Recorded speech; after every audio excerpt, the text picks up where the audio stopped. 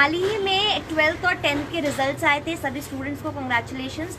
देखिए, मार्क्स चाहे जो भी आए हो, लेकिन कितनी मेहनत स्टूडेंट ने दी है, कितनी मेहनत वो कर रहे हैं अपनी पढ़ाई के लिए, वो ज़्यादा ज़रूरी है। और बहुत से जो स्टूडेंट्स हैं उन्होंने इस बार काफ़ी अच्छे मार्क्स भी वो लोग लेकर आए। और हम आपको एक दिल्ली के एक ऐसे स्टूडेंट की कहानी दिखाने वाले हैं जिसने ना सिर्फ अच्छा स्कोर किया है अपने 10th के रिजल्ट्स में, बल्कि वो स्कोर उन्होंने अपने घर को चलाने के साथ साथ अपना खुद से काम करने के साथ साथ किया है। वैष्णवी की आपको एक बार कहानी दिखाते हैं, क्योंकि वैष्णवी के जो पापा हैं उनकी हाल ही में कुछ समय से नौकरी भी नहीं है और घर भी आप खुद से चला रहे हो।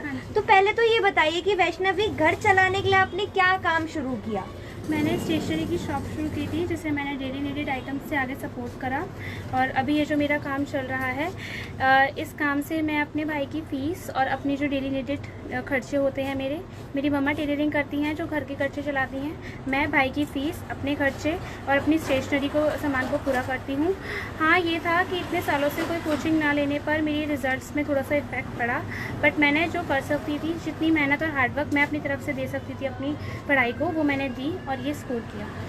92.6% मार्क्स वैष्णवी के आए हैं। सरकारी स्कूल में वैष्णवी पढ़ती है। और सबसे ज़रूरी बात, यहाँ पर आपको कुछ तस्वीरों में दिखाते हैं। यहाँ पर ये उनकी दुकान पर, ये तो एक मशीन है और यहाँ पर आप देखिए कि किताबें, जो हमारे 10th की जो बुक्स होती हैं वो यहीं पर हैं।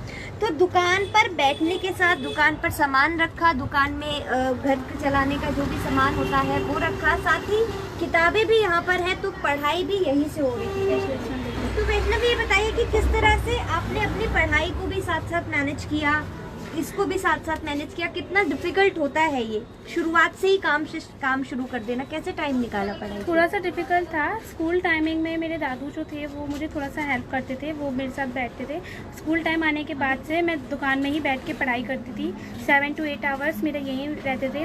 हाँ, ये था कि मैं थोड़े से ऑनलाइन हेल्प लेती थी और मेरी जो बुक्स थी वो मैं यहीं पर बैठ के रीड आउट करती थी। थोड़ा डिफिकल्ट था क्योंकि कस्टमर्स को साथ हैंडल करना और वहीं लेके पढ़ाई करना और एक थोड़ा सा हिसाब किताब बनाना, सारे सामानों का लाना, उसको लगाना, ये थोड़ा सा डिफ़िकल्ट था। बट इसके बीच में मैंने मैनेज करना सीखा अपनी लाइफ में। तो यहाँ पर वैष्णवी की दादी भी है। आप बताइए कि बच्चे ने इतना अच्छा परफॉर्म किया, साथ ही घर भी चला रही है, किस तरह की मदद आप लोगों को उससे मिल पाई और आप क्या महसूस कर रही हैं? मैं अच्छा महसूस कर रही हूँ। मेरे बच्चे ने मेरे साथ में खूब मदद करी है, घर में भी खूब काम बढ़ाया है उसने, और खूब काम करके नहीं और अपनी मेहनत से पढ़ाई करके नहीं और अपने इतने मार्क्स दे के आई है, वो मैं बहुत खुश हूँ आज। तो कैसे वैष्णवी सारी पढ़ाई करती थी? वैष्णवी की मम्मी भी है हमारे साथ। किस तरह से सारी पढ़ाई करती थी काम के बीच में? काम की भी जैसे कर ली थी मैं इसको, मैंने वैसे इतने दिन हो गए मैंने इसको मतलब काम से हाथ ही नहीं लगाया। मैं कभी मैंने ये नहीं कहा तो ये वाला काम कर ले। अभी इतनी बड़ी हो गई मैंने कि पहले अगर इसको पढ़ाई में इंटरेस्ट है तो मैंने कि पहले पढ़ने दो। हाँ, और घर में जिस तरह से सारी चीजें संभाली हैं, अब भी आप लोगों की मदद कर रही है, फाइनेंशियली सारी मदद कर रही है। तो हाँ, तो मैं भी मतलब इसकी ये है कि मैं भी सिलाई में जैसे पूरा काम कर लेती हूँ। थोड़ी बहुत हेल्प इसके पापा भी कर देते हैं घर बैठ के, जैसे अभी कुछ नहीं है उनके पास तो ये मेरी मदद वो कर देते हैं। तो हाँ, ये चीज जानना चाहेंगे वैष्णवी, पापा की जॉब किस तरह से चली गई थी और यहाँ पर उसके बाद सारी क्या सिचुएशन बन गई थी? ये थी कि सितंबर के मंथ में फादर का एक्सीडेंट हो गया था, उनके पैर में फ्रैक्चर आ गया था। तो जहाँ वो काम करते थे उनकी जगह किसी और को अपॉइंट कर लिया गया था।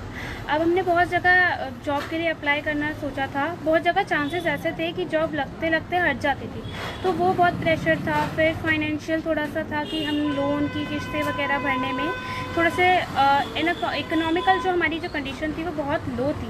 तो इस बीच में एकदम से जो झटका लगा था, वहाँ मैंने सोचा कि अगर मैं ट्यूशन्स और कोचिंग्स की जो फ़ीस है उन्हें कम कर दूँ अपने हिसाब से थोड़ा सा, तो ये कि घर के खर्चे की जो बाकी ज़रूरत है वो पूरी हो जाएंगी।